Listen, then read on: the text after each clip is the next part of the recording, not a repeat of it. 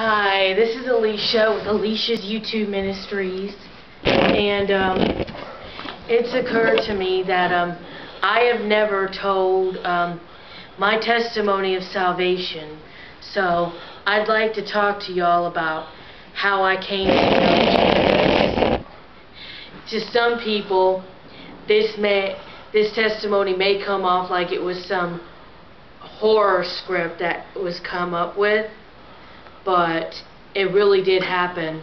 Some people might think it's a little intense, but unfortunately you have to take the bad with the good. And so I hope you will, and I hope you will benefit, and I hope you will not get the wrong idea about God from this testimony. Listen to the whole thing, and I pray for everybody who watches and listens to this testimony that they will be blessed by it, and that those who are still caught in the clutches of trying to get into heaven by their own good works will learn from my testimony and come to know the Lord after hearing my testimony. Okay, so let's start with when I was a kid.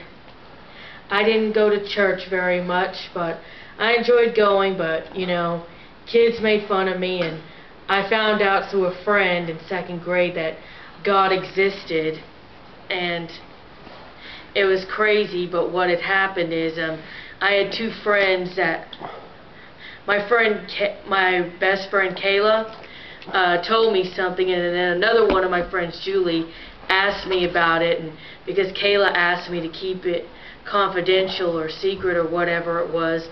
I don't even remember what the issue was now. It's a long time ago. But I wouldn't tell Julie, and I said no to whatever her question was. And she said, "You know God doesn't like lying." And so I'm like, who's God? Because I'd never heard that God existed before, and I didn't know who He was. And she said, "He's the ruler of heaven and earth." And I was like, okay. So it was a little scary for me. And so then, that's when I found out heaven existed, and I thought heaven was all that existed. And I found out Jesus was human, that He died and rose again, but I thought He was only human because that's what I'd heard. And so, fourth grade, I find out from my mother that that it's not just heaven that exists, but it's hell too. The church I went to didn't really explain this very much, at least not to me. And so, or maybe I didn't catch it, whatever the case might be. But anyways, so then my mother proceeded to explain to me her view that about heaven and hell, her belief, and she taught me that you get to heaven by being a good person, but if you're a bad person, you go to hell. And she told me that in hell you basically work all day, and if you refuse, well, you get burned. In heaven you basically can do whatever the heck you want. Sort of a limited view of heaven and hell, but that's what she taught me. So anyways, from that day on, things were never the same. And from 4th to 8th grade, not one night went by that I didn't have a nightmare about going to hell. Some nightmares I remember distinctly is, for instance, when a circle of demons would surround me and they'd poke me with spears, I'd go flying into the air and hoping that I'd get out, but then the devil would push me right back in the middle of the demons, and the process continued for all eternity. And or like one time the devil had me lift up a 1,000-pound rock and take it and move it back and move it back and forth.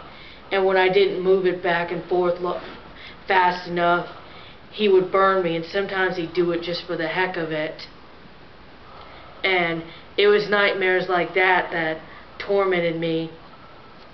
I had not one night of rest from this. Not one. I was either waking up crying or I was crying myself to sleep because I was afraid of going to hell. And I started asking my mother questions about hell frequently, wanting to prepare myself for the possibility that that's where I was headed in case I wasn't good enough. And so she basically told me that she told me I could get extra credit for doing religious deeds, but that it can also be lost by doing bad deeds. The main thing was good deeds, but she told me that how you get to heaven or hell is based on a grade system like they do in school. 70 or higher, you go to heaven. Lower than 70, you go to hell. 6 minutes. Okay. And so I was always worried about my score. Sometimes I would wonder if I would just barely get in and be relieved, but usually I had this distinct feeling that I was not good enough.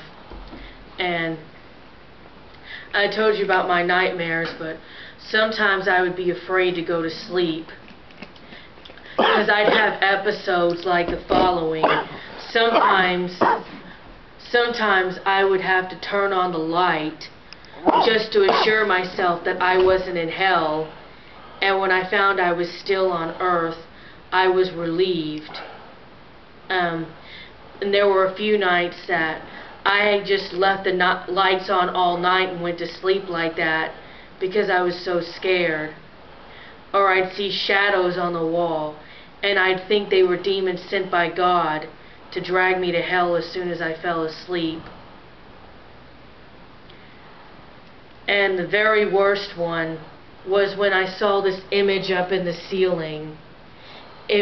I would literally see cop lights like you see on a cop car flashing, and this big face, like big bulging eyes, and he had his hand like this, and I thought it was God.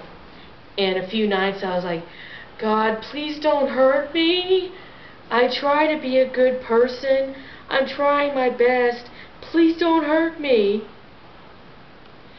Because I thought for sure he was about to just pick me up and throw me up and down like I was a basketball till his anger was spent. 8 minutes. Okay, till his anger was spent. And then there were a few nights that even, 1 or 2 nights that even spoke to me and basically told me that I was a crummy, low-down piece of garbage, and a worm, that he was getting tired of me, and that if I kept exhausting his patience, he was just going to throw me into hell, that he's had everlasting love, but it's very limited in scope toward me because I got on his nerves so much. And thinking it was God, I cried and begged for mercy and just broke down crying, begging him not to hurt me or to send me to hell and to give me another chance. That's 9 minutes, almost 9 minutes. Okay.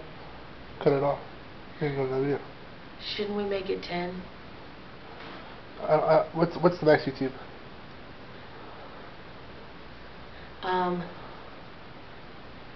Next video.